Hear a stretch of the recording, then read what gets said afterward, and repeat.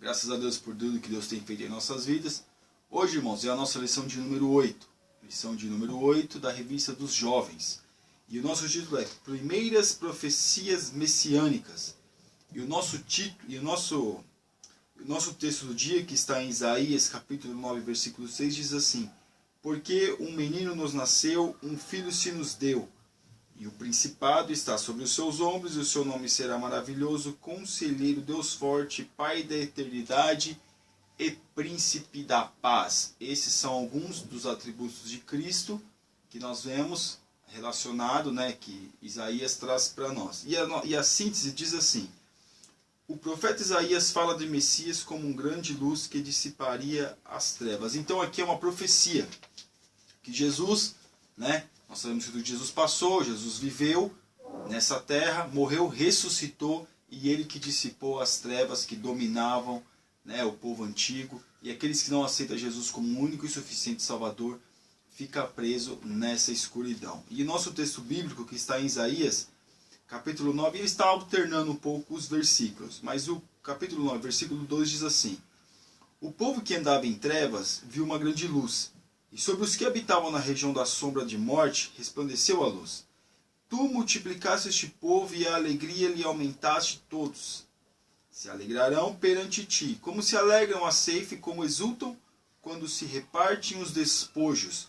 Porque tu quebraste o jugo que pesava sobre ele, a vara que lhe feria os ombros, o cetro do seu opressor, como no dia dos midianitas. Porque um menino nos nasceu, um filho se nos deu, o principado está sobre os seus ombros, e o seu nome será maravilhoso, Conselheiro, Deus forte, Pai da eternidade, Príncipe da paz. Por isso, acontecerá que, havendo o Senhor acabado toda a sua obra no monte Sião em Jerusalém, então visitaria o fruto do arrogante coração do rei da Assíria, e a pompa da altivez dos seus olhos.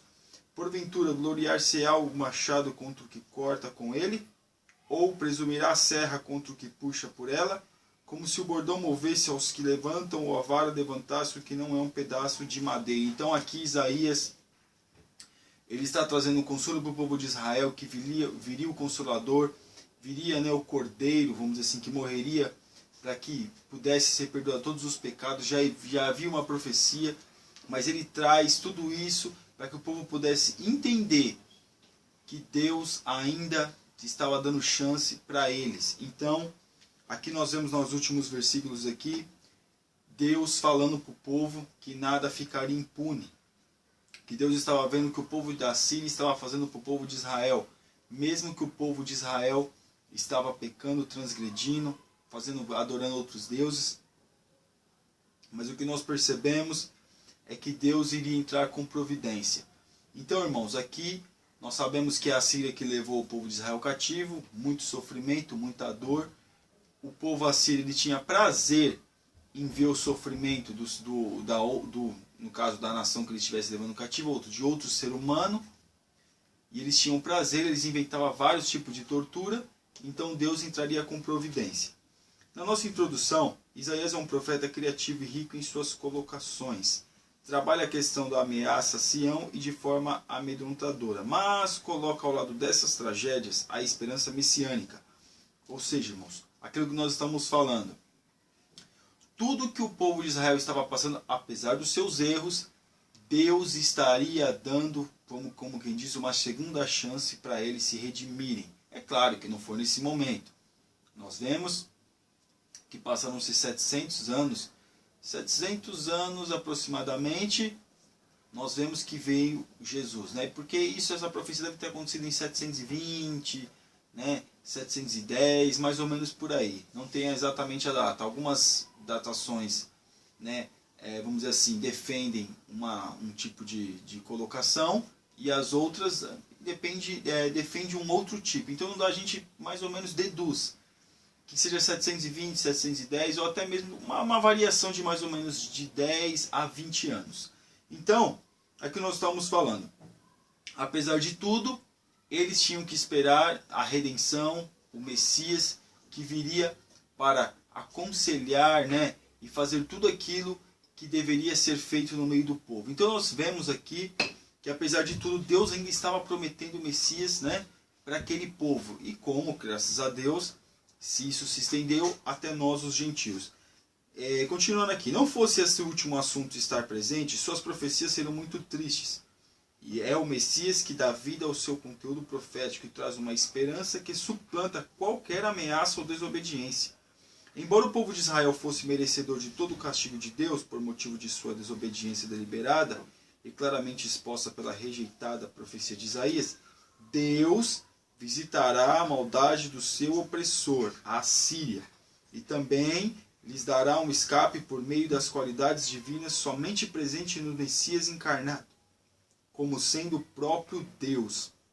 É o amor de Deus pelo seu povo que o faz enviar seu próprio Filho Jesus Cristo como Salvador, não somente de Israel, mas de toda a humanidade. O amor que Deus tem pelas nações, o amor que Deus tem pela humanidade, é que Ele permite que o seu Filho, Ele envia o seu próprio Filho para morrer na cruz do Calvário, para nos redimir a mim, redimir a você, nos tirar dessas cadeias, dessas amarras do pecado que nos prende. E enquanto a gente não aceita Jesus, não tem um encontro com Jesus, não se esforça para melhorar nossa vida com Cristo, algumas coisas a gente fica preso a essas coisas. Mas mesmo com tudo isso, que às vezes a gente falha, a gente erra, a gente peca, Deus sempre nos dá a oportunidade para que nós venhamos nos redimir, assim como aconteceu com o povo de Israel.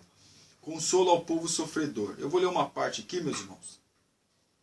Assim trouxe o consolo ao seu povo sofredor, embora profeticamente o escape final de Israel ainda está para acontecer. Né? Então, Deus trouxe o consolo. Vocês estão passando por tudo isso porque vocês erraram, vocês pecaram, vocês transgrediram e vocês buscaram isso. Mas Deus, mesmo assim, usa o profeta para consolar aquele povo. Para dizer para aquele povo que eles estavam errando, mas que viriam, como quem diz, uma segunda chance. Né? Que nós vemos que Jesus veio, morreu na cruz do Calvário, mas interessante é ver que os próprios judeus não aceitam Jesus como o único e suficiente Salvador, que não aceita Jesus como o Messias prometido.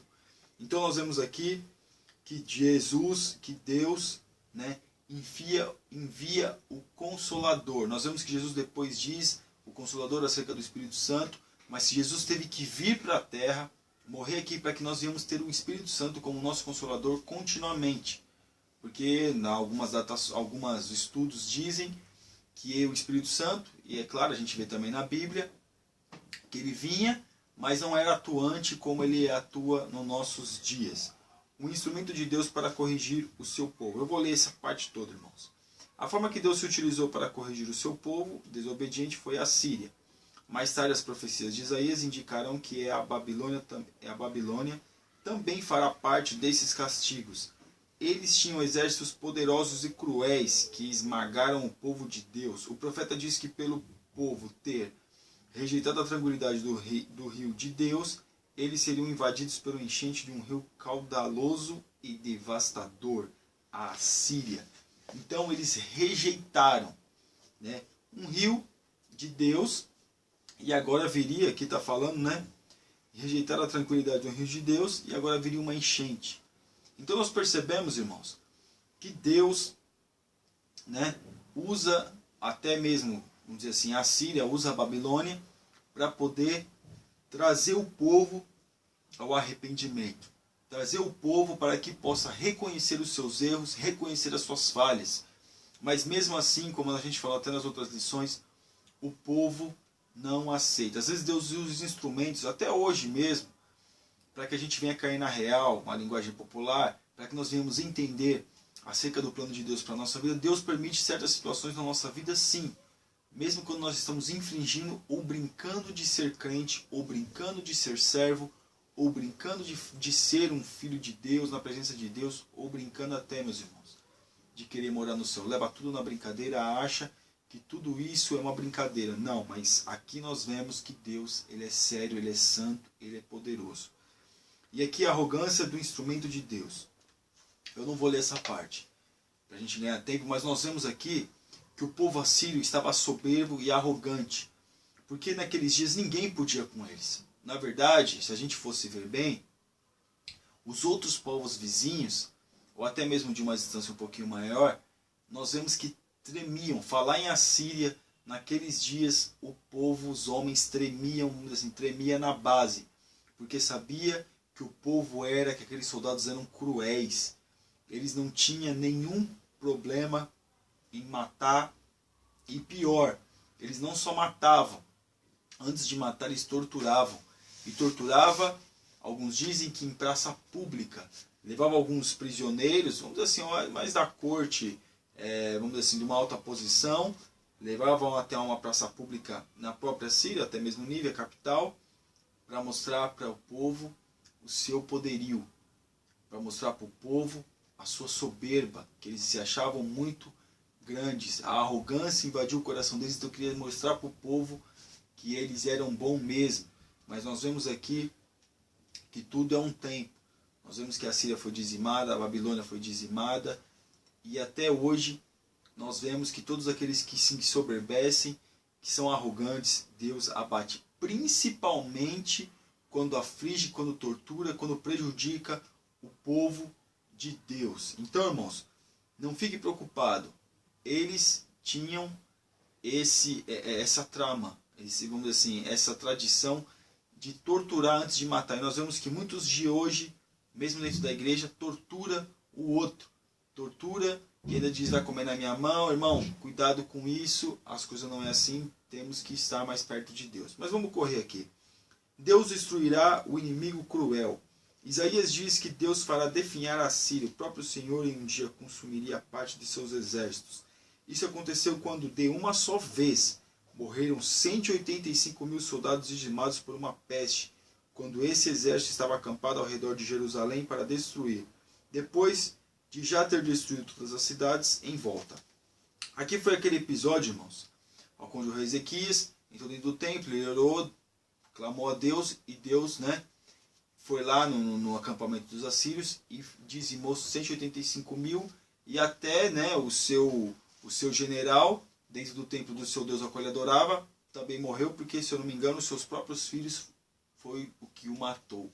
Então nós vemos que a arrogância sobe, a soberba sobe, mas Deus destrói esse inimigo cruel. Foi Deus que destruiu. Esse aqui foi um episódio ao qual aconteceu. Mas nós vemos que depois a Babilônia, os babilônios, eles invadem junto com os médios. Aqui mesmo na revista está dizendo, mas a destruição final da Síria viria com a invasão dos médios e dos babilônios. Os médios e os babilônios, depois nós vamos ver os médios e os persas invadindo a Babilônia. Mas naquele momento, os médios e os babilônios se uniram contra a Síria, porque era um povo cruel, terrível. E eles se juntaram e eles foram até a Síria, invadiram a Nínive, a capital, acabaram com tudo, venceram o exército da Síria, e quem começou a ser como uma grande potência, a Babilônia. Depois a gente não vê mais registro dos médios. Então aqui, isso aconteceu, segundo aqui o autor da revista aqui, o comentarista, e isso também está em muitos estudos, 612 a.C. A magnífica civilização, ilimitada ambição e conquistas violentas e cruéis, terminaria conforme descrito por Isaías, capítulo 10, versículo 24 e 25. Então nós vemos que tudo é o tempo. Deus, ele dá até os detalhes de como aconteceria a queda da Síria. Amém? E aqui no nosso tópico 2, o poder do Messias. O Messias para Israel seria o grande libertador que finalmente tiraria do seu povo a vergonha de ser escravizado e subjugado por outros povos, como no caso da Síria e Babilônia. Somente ele teria poder para trazer libertação total e completa. Todos os demais reis frustraram a esperança do povo, mas este seria vencedor. Essa mesma importância Jesus assumiu para o povo da nova aliança, a igreja. Nós estamos falando de igreja, o poder do Messias, o nosso libertador, aquele que nos traz a paz, aquele que nos traz uma nova oportunidade, uma esperança. Então, nós percebemos aqui que Deus profetiza, tem a oportunidade, usa os homens, profetiza, que diz que esses impérios cairiam. Mas, irmãos, se a gente fosse ver Jesus prometido para o povo de Israel, quem matou Jesus foi o seu próprio povo. Vamos dizer que nós não somos um povo de Jesus. Não, o que eu quero dizer é que Jesus que veio para os dele, como diz a Bíblia, e os seus não os receberam. Então eles, os judeus que não o receberam, que mataram Jesus, que colocaram, que julgaram Jesus, condenaram Jesus para que fosse morto na cruz do Calvário. Aí vai dizer, mas não foi os romanos que matou, mas quem entregou Jesus foram os judeus. E os romanos, como não queria nenhum alvoroço na cidade, com medo de rebelião, eles trataram logo de dar um jeito, porque achou que Jesus seria um revolucionário. Os judeus esperavam um libertador de tirar o jugo dos romanos. E naquele momento eles estavam esperando de tirar o jugo dos babilônios. E outras nações que dominaram, né? Os judeus, que nós vemos que Babilônia, depois os Médios e os Persas, depois Alexandre o Grande, todas essas nações acabaram tendo um certo domínio sobre a Babilônia e logo depois os romanos. E nós percebemos que em 70 depois de Cristo há uma última rebelião, né? Que eles tiveram uma última rebelião contra os romanos e depois, irmãos, nunca mais os judeus teve uma terra. Só teve uma terra em 1948, depois da Segunda Guerra Mundial, que aí eles resolveram dar uma terra para os judeus, que era uma terra de direito, que a terra era deles. Eles foram expulsos da sua terra e ali muitos países árabes ali que tomaram conta dessa região. A grande luz do menino que nasceu. A importância da luz na Bíblia se dá pelo fato de simbolizar e estar ligada à vida e à felicidade. Por isso Deus é comparado à luz, pois dele emana vida e felicidade. Irmãos, não tem vida, não tem felicidade, não tem regozijo nessa vida se não for em Jesus. Regozijo a pessoa pode ter, mas passa. É temporal, é passageiro. Mas quando estamos em Jesus, tudo isso permanece, tudo isso vai cada vez mais aumentando e se fortalecendo na nossa vida. A felicidade completa é só em Jesus.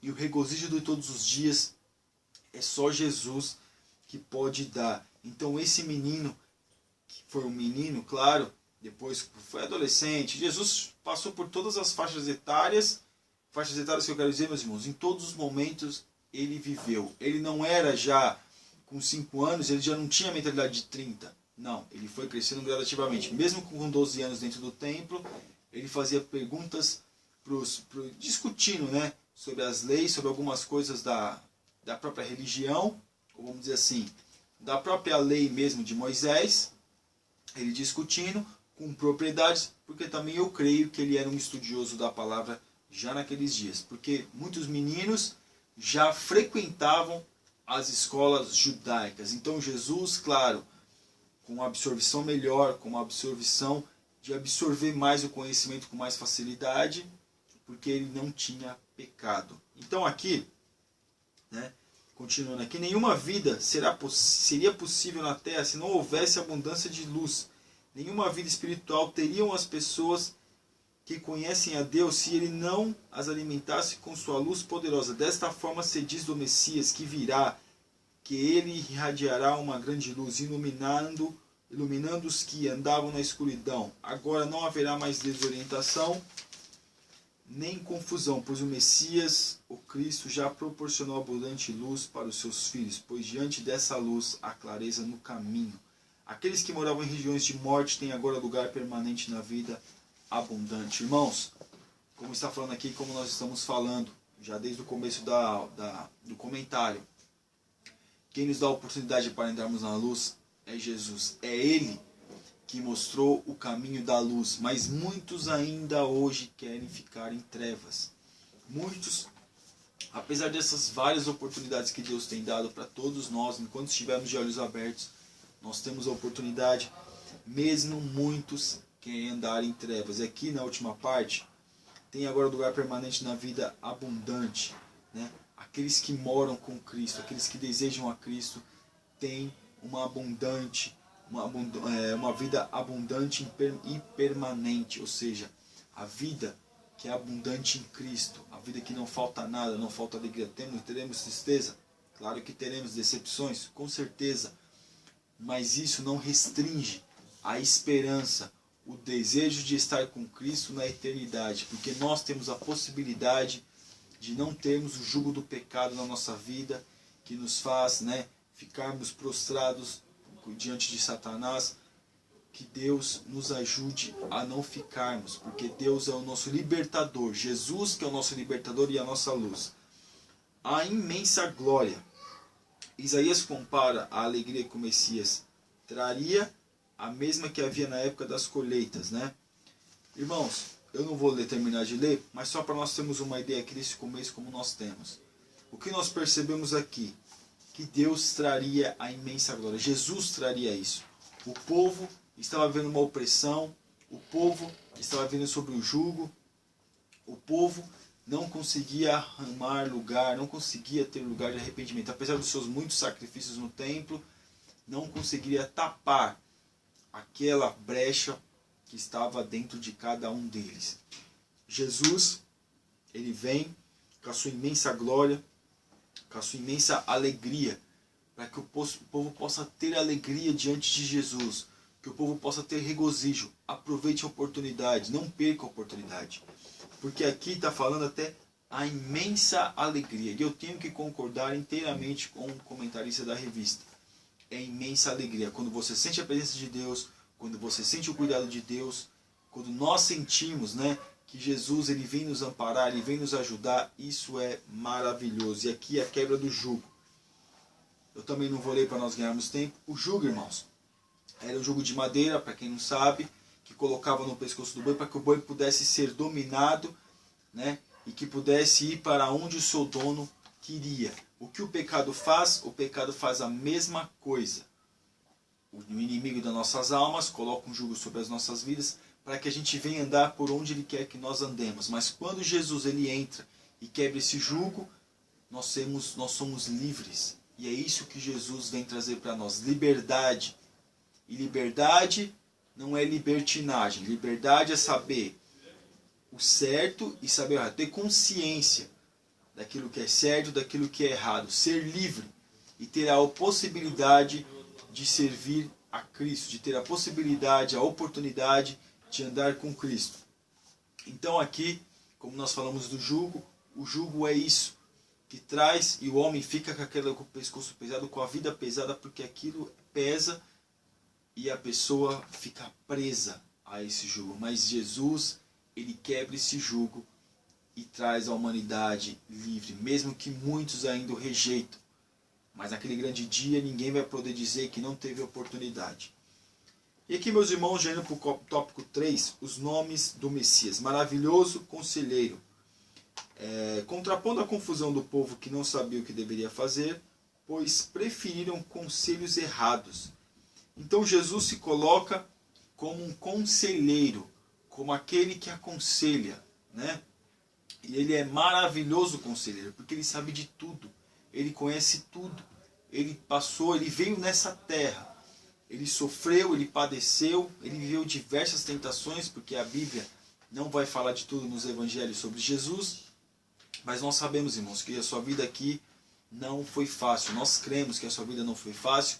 Ele venceu o pecado, ele venceu a morte, então ele pode falar com propriedades conosco sobre tudo dessa vida, irmãos. Sobre tudo dessa vida ele pode falar conosco com propriedade, porque ele venceu o mundo. Ele vence o mundo, e é através dele que nós vencemos. Amém? E aqui, na parte 2, Deus forte. Ele é forte, ele é poderoso. O seu poder não tem limite. Ele é tremendo. E aquilo que ele tem em suas mãos, meus irmãos, muitas das vezes ele coloca nas nossas mãos. Claro que não com tudo, porque nós não suportaríamos, mas ele coloca em nossas mãos para que através da nossa vida, outras vidas possam ser alcançadas. Ele é o Deus forte e a sua força não tem limite. A sua força, meus irmãos, é imensurável. Não tem como dimensionar a força de Cristo na nossa vida. Nós percebemos que Deus não tem como dizer o tamanho, não tem como dimensionar o tamanho da sua força. E aqui eu vou ler rapidinho, né? Deus é infinitamente mais forte que todos os inimigos e vai dar descanso ao seu povo. Além disso, é na força de Deus que o Messias, também sendo Deus, imporá a justiça e o direito. Ninguém mais oprimirá seu próximo, pois a equidade é estabelecida. Ele é forte o suficiente para estabelecer a tão esperada paz. Irmãos, ele é forte. Né? Não que ele tenha a força, não. Ele é a própria força. Não tem como dimensionar. Não tem como dimensionar aquilo que Deus é. Deus é eterno. Então, meus irmãos, quando nós ficamos passando por situações difíceis na nossa vida, saiba que você tem um Deus forte, um Deus que zela por você. Um Deus que vai ao encontro da sua necessidade e um Deus que trabalha em prol para que você possa ter uma vida abundante. Né? Pai da eternidade.